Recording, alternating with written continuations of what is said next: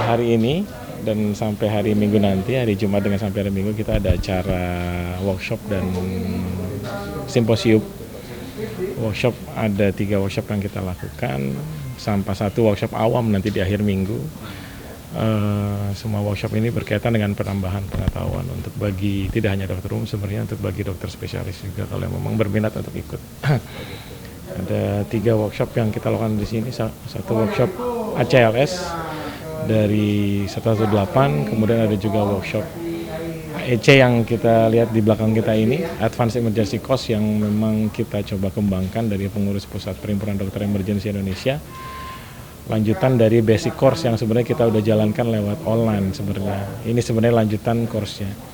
Berikutnya adalah yang terakhir, mungkin yang nanti siang akan ada code blue management, jadi tata laksana gawat daruratan dengan sistem code blue di rumah sakit. Untuk besok ada yang kita sampaikan ada case based, makanya case based scientific symposium agak berbeda. Kita coba analisis terkait masalah kasus-kasus yang sering, jadi lebih banyak diskusinya nanti mungkin simposiumnya. Bukan satu arah, harapan kita ada diskusi antara peserta dengan pembicara. Jadi waktu pembicaranya agak lebih banyak dibanding pesertanya lebih banyak waktunya untuk diskusi dibanding teorinya. Jadi lebih praktikal kalau mereka ada masalah kan dokter umum atau dokter spesialis, mereka temui di lapangan seperti apa, bisa langsung diskusi terkait dengan tema-tema yang kita sampaikan di acara simposium besok. Ini pertanyaan masih ada satu dalam itu sebaiknya sebelum kita mobilisasi kita pasang spaluk dulu, kita pakai LSD, baru kita mobilisasi ke bed atau seperti apa? Karena kan rata-rata patah sering jelas. Nah itu kita spaluk dulu baru mobilisasi. Ingat bahwa yang memandikan cepat adalah kita cuma punya waktu detik. Kalau dilihat sangat banyak membuat banyak pertanyaan dan sangat membuat banyak penasaran dengan apa yang menjadi ilmu yang diberikan oleh para senior, para guru-guru kita dalam AEC atau dalam saat ini yang kita terima itu adalah lagi berlangsungnya AEC. Nah nanti insya Allah setelah Jumatan atau setelah setelah makan siang itu akan berlanjut dengan code blue. Ya, code blue ini yang melatih kita sistem penanganan emergensi di rumah sakit maupun puskesmas maupun klinik ketika kita menemukan apa yang kita harus persiapkan. Manajemennya, terus pelayanannya seperti apa, itu akan ada strukturnya. Nah, di situ kita berbicara struktur dari penanganan emergensi seperti apa. Ya, alhamdulillah ya pesertanya antusias. Mungkin karena ini hal-hal yang ditemui sehari-hari di tempat tugas mereka ya. Bagaimana bisa menolong pasien, karena pasien datang ke UGD itu adalah minta ditolong gitu ya. Minta ditolong supaya bisa mengatasi masa-masa datang ke UGD kayak umpamanya pasien-pasien emergensi bisa teratasi. Nah, pada kesempatan ini mereka bisa hal-hal yang harus mereka punya sebagai dokter di UGD itu bisa mengatasi masalah-masalah di jalan nafas. Mereka bisa di sini latihan ya, mempermahir keterampilan mereka, bagaimana bisa mengatasi jalan nafas sehingga nanti bisa oksigenasinya bisa diatasi. Kemudian bagaimana sirkulasi, mereka punya keterampilan untuk mencegah pasiennya jangan sampai shock, kemudian pasien shock bisa mengatasi sehingga pasien bisa diselamatkan. Jadi mereka sangat antusias sekali nih karena banyak-banyak kasus yang mereka jumpai sehari di tempat tugas mereka. Ini dulu tuh ada jawab gede banget itu, biar cairannya tambah baik cepat ini. Karena logikanya masuk intravena dengan masuk intrasius pasti tetesannya lebih lambat yang di intrasius kan, karena dia bukan saluran gitu kan.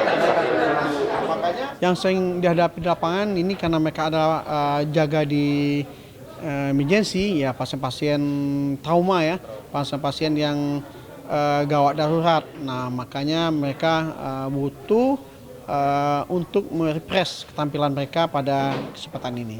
Ya, besok beberapa teman-teman juga yang menghadiri di AEC dan Eh, dan di Code Blue itu beberapa teman-teman juga akan mengikuti simposium.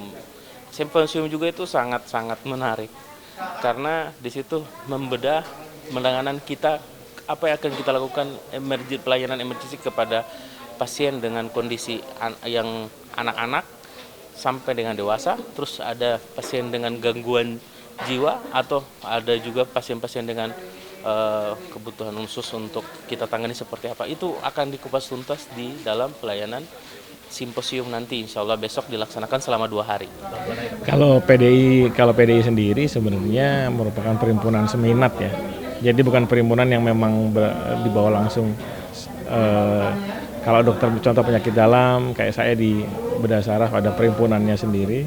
Cuman ini seminat. Jadi dokter yang suka dengan emergency berkumpul. Jadi ada dokter bedah saraf, ada dokter penyakit dalam, ada dokter jantung, ada dokter anestesi, objek penyakit dalam. Kita bisa untuk membahas kasus emergency dan tata laksana emergency seperti apa. Termasuk di dalamnya ada dokter spesialis emergency sendiri. Ada khusus memang, cuman memang di sini seminat yang punya sama-sama kesenangan dengan kesukaan dengan gawat darurat ya berkumpulnya di sini. Nah kalau ini kan Persatuan Dokter Emergency Indonesia ya, PDI, kita berkolaborasi dengan beberapa disiplin ilmu. Kita mau nyaring hal-hal yang sangat urgen ya, karena kan kalau ilmu itu semakin berkembang makin banyak ya.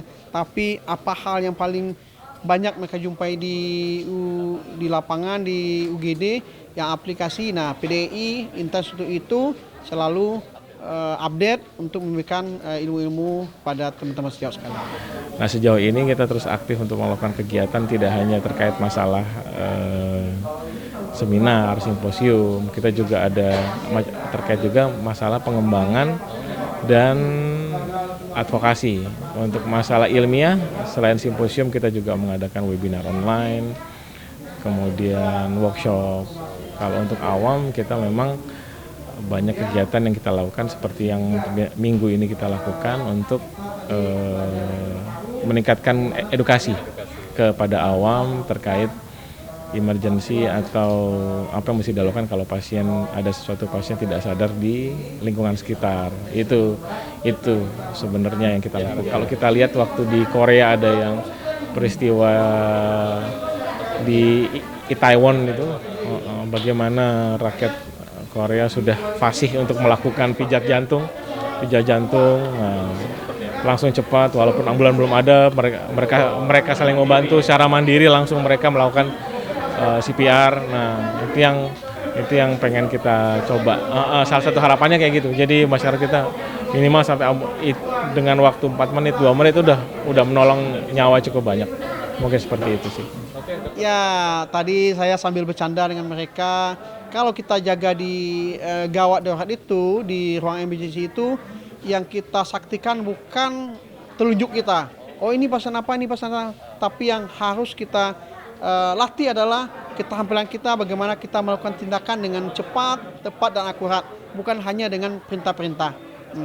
Yang paling penting juga yang kita harapkan dari PDI adalah kita juga bisa advokasi ke pemerintah atau ke pemerintahan setempat maupun pusat bahwa ini loh pentingnya emergency di sini, apa yang bisa kita lakukan untuk balik lagi meningkatkan dan mengedukasi, meningkatkan awareness dan edukasi ke masyarakat bahwa pentingnya emergency.